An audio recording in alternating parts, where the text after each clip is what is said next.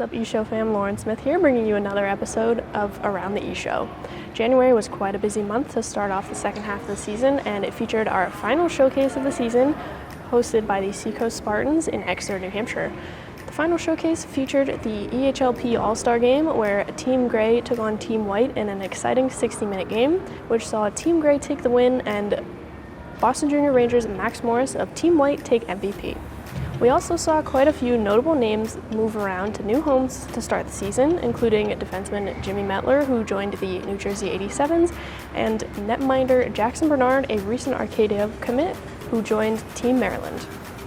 We also saw another notable netminder making some noise this month in Nathan Miller of the Boston Junior Rangers, a recent Babson College commit who cemented himself a place in EHL history after earning his 14th career shutout. January was quite a busy month, and there's plenty more action ahead leading up to the finals next month.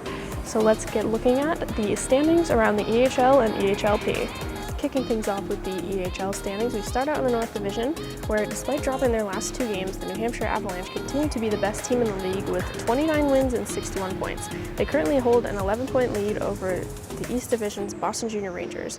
The Avs are 7-3 since the calendar turned to 2022. Both the Wolves and the Lumberjacks have turned it up in the second half of the season, going 8-5 and 8-4-1 respectively. The Wolves have wins over the Little Flyers, Avalanche, Express, and Rangers, while the Lumberjacks have wins over the Avalanche and Rangers. Also worth noting, Wolves defenseman Declan House is closing in on 100 career points. The Spartans round out the North Division with 16 wins and 36 points. Shifting down to the East Division, the Rangers hold down the top spot in the East with 50 points, while the Express sit just 2 points behind. While both teams have struggled of late, they will face off in a pivotal home-and-home series next week. The Valley Junior Warriors have gone 7-4-1 in 2022 and sit third with 39 points, just 3 points ahead of the East Coast Wizards in what is a battle to avoid a play-in game versus the 5th-seeded team. The Seahawks currently sit 5th, just 6 points behind the Wizards. Heading down to the Central Division, the Railers have all but run away with the Central Division at 24-10-1. Their 49 points is 18 points better than the second-place Chiefs, who, after finishing out the first half strong, have slipped of late but did pull off an impressive sweep of a strong Ducks team. The Rough Riders, largely behind Colin Bella's MVP-like performance, have been gaining ground on second place, sitting just 4 points back with 27. The recent departure of Apple Car goaltender Jackson Bernard has created a good opportunity for Finnish netminder Rasmus Kettinen to show what he can do in goal. Finishing out in the South Division, the New Jersey 87s have rocketed to the top of their division behind a 17-game point streak that saw them capture 14 straight victories. They have lost just 3 games since November 19th, which puts them at 24-11-4 with 52 points. The addition of Jimmy Metler to start the second half of the season has helped bolster the scoring from the New Jersey Blue Line. Just 4 points back of the 87s sit Team Maryland right in the thick of the battle for playoff positioning. The addition of Jackson Bernard in net should help them make a strong push for the division title. Bernard shut out their division rival and high-scoring Little Flyers in his first outing for Maryland. Just like the rest of the South Division, the Flyers and Ducks have been on a tear this calendar year. Both teams have secured 8 wins and sit 2 points apart in 3rd and 4th place. The entire division is within 6 points of each other as we head down the final stretch. Switching over to the EHLP, starting out in the North Division, much like the EHL Avs, the Premier Avalanche also sit at the top of their division. Having gone 10-2-1 in 2022, they have a record of 23-4-5 with 51 points. After going on a 7-game win streak, the Vermont Lumberjacks have hit a bit of a skid with back-to-back series losses to the Avs and Rangers. However, they still sit in second in their division. The Warriors are just 1 point back in third place with a record of 19-13-2. The Wolves round out the top 4, having put together a 4-4-1 record in 2022 with a win over the Avalanche this past weekend. Heading down to the East, the Rangers lead the league with 50 points, having won 7 straight to take a big lead over the Railers.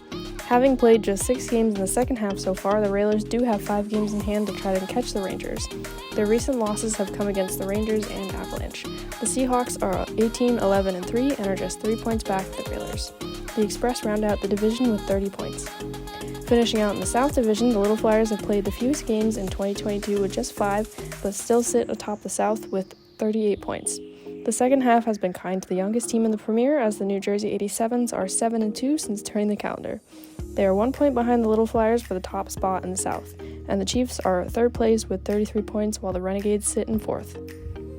Now we shift gears to take a look at the stats around the EHL and EHLP.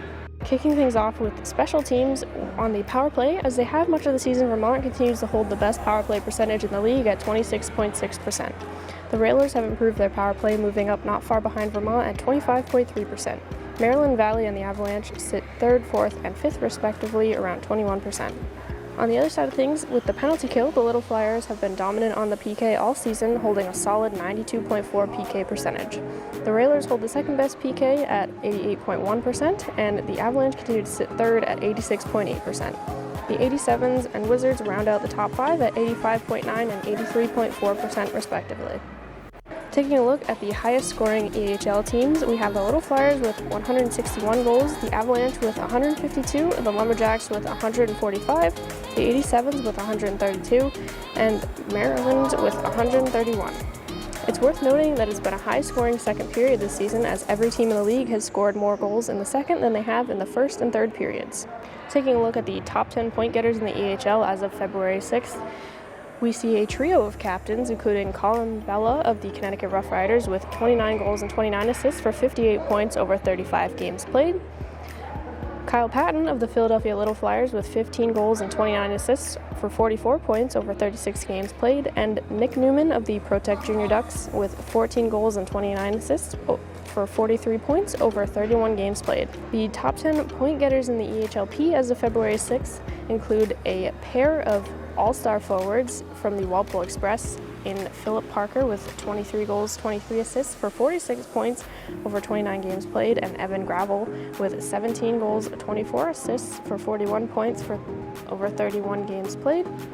And we see a trio of players from the Valley Junior Warriors, including Luke Denny with 18 goals, 26 assists for 44 points over 34 games played, Noah Ludeman with 20 goals, 15 assists for 35 points over 33 games played, and McAllister Ward with 20 goals, 14 assists for 34 points over 31 games played.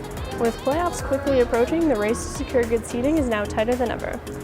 The trade deadline has now come and gone to start the month of February, and the roster freeze will come soon after. While there may not be any showcases left, keep an eye out on all of our social channels for plenty of fun content leading up to the Frozen Finals at the end of March. And as always, you can catch plenty of game action in person and on Hockey TV.